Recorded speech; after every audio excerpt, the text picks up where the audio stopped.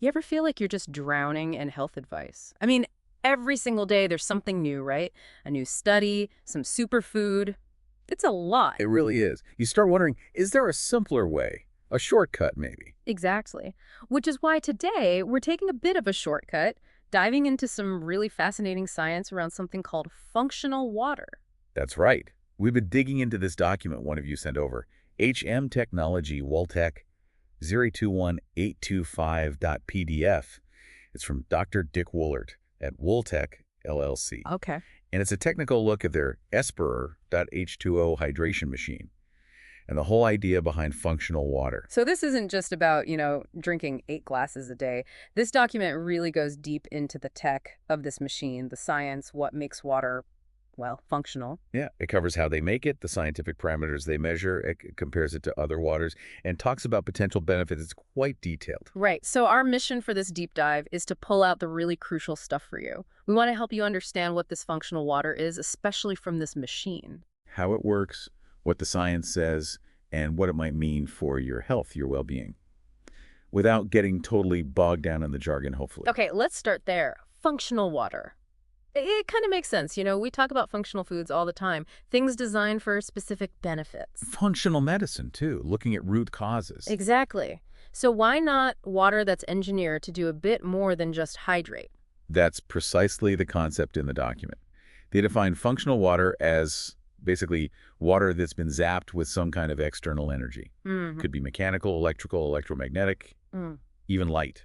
Mm-hmm. And this energy changes its physical or chemical characteristics. Yeah. The whole point is that these changes are meant to give functional benefits, either to us, living organisms, or even in industrial uses. Okay, so water with a purpose, beyond just being wet. The document mentions different ways to make the stuff, but it really seems to focus on one method, calling it the most scientifically solid. Yeah, according to this paper, electrolysis comes out on top as the most scientifically validated process. Oh. And given that Woltech themselves mention having over 120 man-years of experience just in water electrolysis, it's pretty clear that's their wheelhouse. Electrolysis. Yeah. Okay, that definitely rings a bell from high school chemistry. Quick refresher.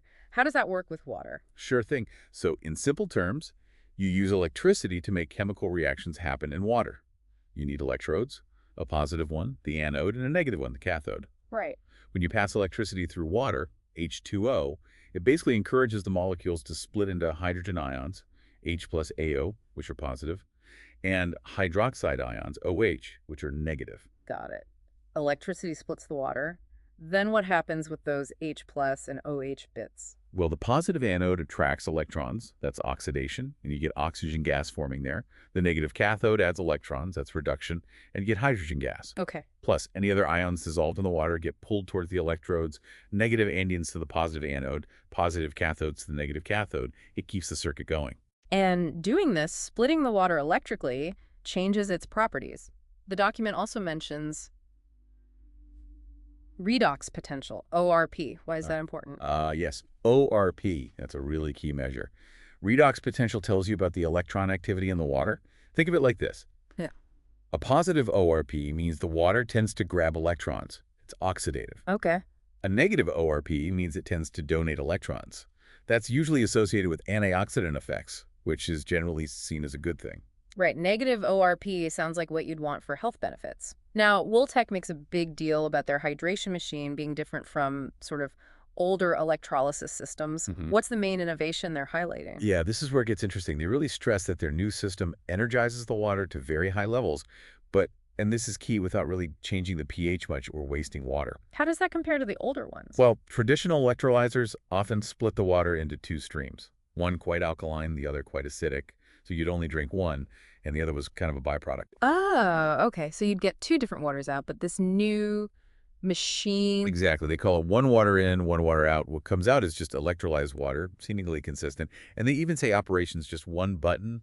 Sounds very user-friendly. Much simpler for home use, definitely. So when they talk about this energized water, what are they actually measuring besides pH? The document lists quite a few things. Right. pH is just one piece.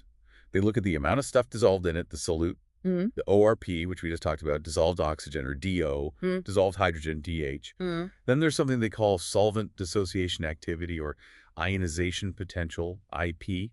and even the water's structure, like molecule clusters and hydrogen bonds. Wow, okay. That's a lot more complex than just pH. Now, the document has that comparison table: tap water versus electrolyzed alkaline water versus their hydration machine water. What are the biggest takeaways from that data? Okay, let's zero in on the most striking differences. pH first. Tap is about 7.3, alkaline water jumps to 10, but the hydration machine water is only 7.6. So very little pH change like they claimed. Right. But look at the ORP. Tap water is positive 305 millivolts. The alkaline water is negative 137. But the hydration machine water, it's way down to negative 295 millivolts. Whoa, that's a huge jump into the negative. Much more potential to donate electrons then. Exactly. Then there's dissolved oxygen, DO. The hydration machine water has 12.5 parts per million, quite a bit higher than tap at 7.16, or the alkaline water at 8.13. Higher oxygen too. What about the hydrogen? That's maybe the most dramatic difference. Dissolved hydrogen, DH. Tap water basically has none. The electrolyzed alkaline has 0.176 ppm day, but the hydration machine water clocks in at 0.288 ppm, substantially higher. So more oxygen, way more hydrogen, much more negative ORP, and stable pH. Quite a unique profile. What about that other thing, IP, ionization potential? What's that telling us? Right, IP. They present it as a measure of the sort of energy state of the water, how readily it can interact. They use tap water as a baseline, setting its IP to 1. Okay. On that scale, the electrolyzed alkaline water is about 1.32 times tap water, but the hydration machine water 6.45 times higher than tap water. 6.5 times. That sounds like a really significant claim about the energy level. It is. They put some numbers on it, too. Tap water IP at room temp is roughly 10 to the minus 14. The hydration machine water is around 10 to the minus 13. So a factor of 10 difference, roughly. Well, they say 5x tap energy, and also mention it's more than 4 times the energy level of the typical electrolyzed alkaline water. So, yeah, significantly higher on their scale. Okay, so this energized water means higher IP, more hydrogen, more oxygen, negative ORP, near neutral pH. According to the document, why is having more hydrogen and oxygen specifically beneficial? Well, they highlight molecular hydrogen sighting. I think it was 400 plus reports, suggesting it helps with diseases linked to reactive oxygen species, ROS, those damaging free radicals, and inflammation. Okay, the antioxidant angle again. Right. And oxygen, well, that's fundamental. We need it for aerobic metabolism, how our cells make energy. So the document argues this water provides a good balance of both. Makes sense. And before the water even gets electrolyzed, it goes through a pre-filter, doesn't it? What's that doing? Absolutely. That's important, too. It's a multi-stage filter. You've got things like zeolite ceramics to soften water, calcium sulfide for chlorine removal, active carbon to get rid of contamination and cloudiness, carbon with silver for odors, other chemicals, and an ion exchange resin specifically for lead. So it's cleaning the water up first. Right, starting with a clean slate before the main process. Okay, so clean water goes in, gets electrolyzed to boost energy, H2O2. Now, the big question: what specific health benefits are claimed in this document for drinking this water? Okay, so these are product claims from the document. They mention anti-aging effects, citing a mouse study showing a 30% longer lifespan, better immune function, and scavenging free radicals. For gut health, they claim reductions in constipation, diarrhea, gas, and better calcium absorption. On a cellular level, increased hydration and improving the biological terrain. Biological terrain, okay. And then there are some anecdotal reports mentioned benefits for diabetes, cancer, Parkinson's, even addictive behaviors. But they are careful to label those as anecdotal. Right, anecdotal is key there. Interesting, but not the same as controlled studies. Does the document point to any specific published research beyond that mouse study? It mentioned Fernandez and Hanioka. It does. The Fernandez study is likely the mouse lifespan one we just mentioned. The Hanioka work looked at synergistic effects. They found that this electrolyzed water, which they called RW, seemed to boost the effectiveness of antioxidants like vitamin C, quercetin, and catechin. Ah, so the water might help other antioxidants work better. That's what their data suggested, yeah. They showed it on a bar graph in the document. They also noted a specific effect on vitamin C itself. Interesting. Okay, shifting gears a bit, the document uses a couple of analogies to explain the importance of hydration. The first one is about 5 generations of hands. What's the point there? It's a visual thing, right? Picture a baby's plump little hand versus, say, a 90-year-old's hand, which is often drier, maybe more wrinkled. The document just flat out says the difference is hydration. Simple enough. But the key is they mean hydration at the cellular level, not just skin deep. They give figures too, maybe about 80% water, Adult male maybe 60–70%, drops to around 50% in a very old age. That's a big drop over a lifetime. The other analogy was the fishbowl. How does that work? Yeah, the life in a fishbowl idea. It compares our cells to fish. The water in the fishbowl is like the fluid outside our cells. The extracellular fluid, or ECF, sometimes called ECW, extracellular water. Okay. Just like a fish needs clean water, our cells need a healthy ECF surrounding them. If that ECF gets toxic or polluted, nutrients and oxygen can't get to the cells properly. They even call the ECF the body's largest organ by volume. Wow, I never thought of it like that. So the environment around the cells is crucial, and this ties into how dehydration actually works at that level. Exactly.